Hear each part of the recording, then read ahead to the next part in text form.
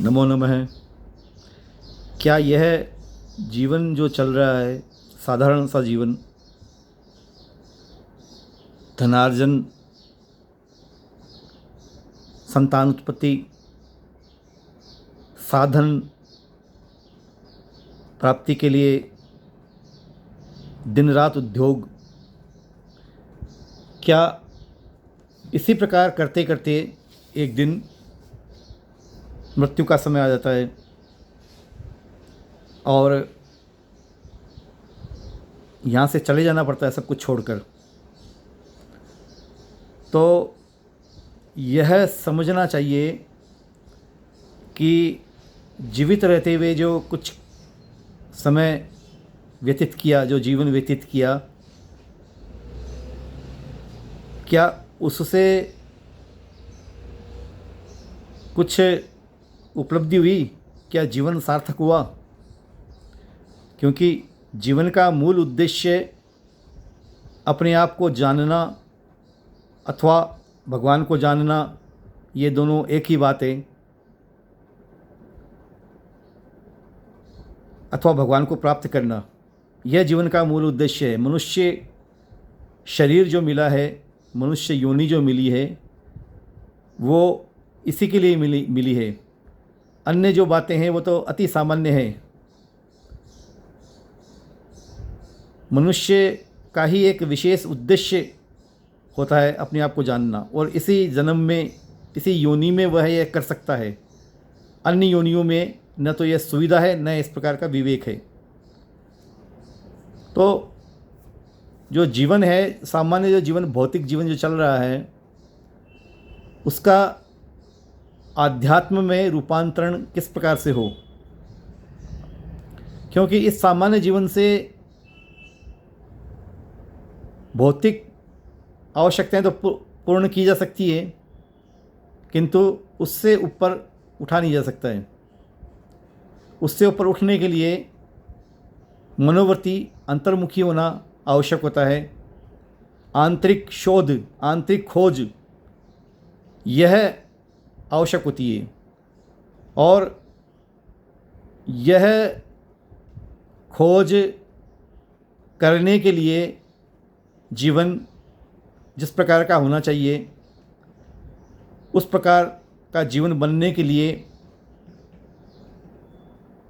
3 बातें हैं। पहला है सत्संग, दूसरा है स्वाध्याय, और तीसरा है सत्कर्म। सत्संग के अंदर महापुरुषों, श्रेष्ठ पुरुषों, भगवान के जो सच्चे भक्त हैं, उनके साथ में संपर्क, उनकी बातें सुनना, उनके साथ में रहना और साधना करना, ये स्वप्रयास, अपना प्रयास। दूसरा है सत्कर्म। तो जितना हो सके हमसे अच्छे कर्म करें, दूसरों के भले के लिए और दूसरों के, उनका कल्याण हो, इस प्रकार का उनको राहत मिले। ऐसे अभावग्रस्त, दीन दुखी, पशु पक्षी, गौ माता, उनकी सेवा करना, आडंबर रहित सेवा करना उनकी। तीसरा जो पक्ष है स्वाध्याय। आज के समय में महापुरुष, ऋषि मुनि मिलना अत्यंत दुर्लभ है।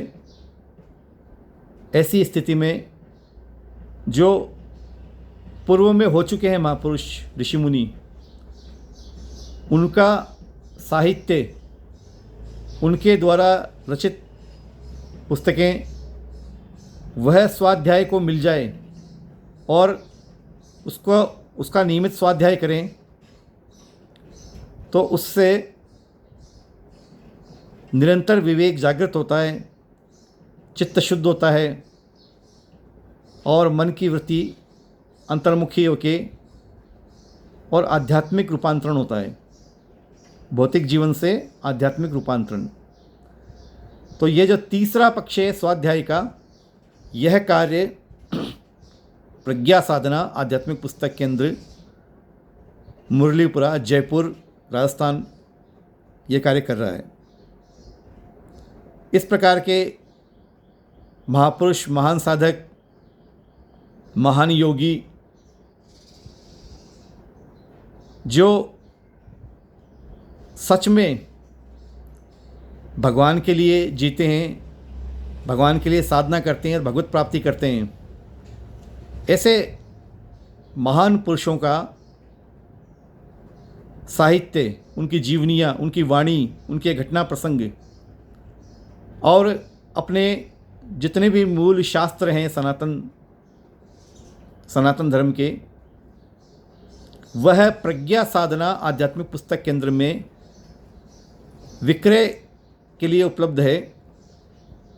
35 वर्षों से इस प्रकार की पुस्तकें, इस प्रकार के ग्रंथ पूरे भारत से खोज कर प्रज्ञा साधना आध्यात्मिक पुस्तक केंद्र में संकलित किए जा रहे हैं और पूरे भारत में वो भेजे जा रहे हैं। उनको मंगवाना बहुत सरल है। आपको जिस विषय की जो भी पुस्तक, जिस प्रकार की पुस्तक चाहिए, जिस महापुरुष की पुस्तक चाहिए, जो शास्त्र चाहिए, उसके बारे में आप हमको लिख सकते हैं। व्हाट्सएप पर, फ़ोन पर मैसेज कर सकते हैं, दूरभाष पर बात कर सकते हैं और वह उपलब्ध कराने का, आप तक पहुंचाने का कार्य प्रज्ञा साधना आध्यात्मिक पुस्तक केंद्र करता है, कोरियर एवं डाक के द्वारा। बंधुओं, इससे असंख्य लोग लाभान्वित हुए हैं और यह प्रक्रिया निरंतर जारी है। आप इसमें सहयोग कीजिए, इसका प्रसार कीजिए।